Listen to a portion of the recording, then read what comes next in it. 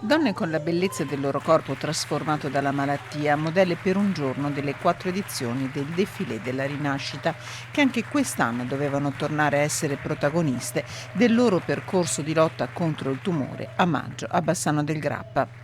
Il coronavirus ha fermato solo per adesso il progetto ed ecco allora che da questa esperienza nasce un docufilm con la regia di Manuele Cecconello. Avevamo quest'idea in testa da tempo per parlare dell'associazione, ma anche per spiegare che la sfilata non è fine a se stessa, ma diventa un percorso terapeutico ed è per questo che noi cerchiamo di riproporla ogni anno.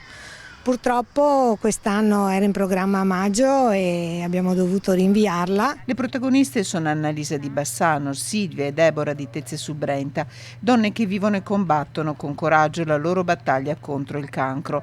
Un racconto che entra nella loro casa, nella sede dell'Associazione San Bassiano. Donne seguite durante la preparazione della sfilata a partire dalla scelta delle stoffe, un'emozione la passerella.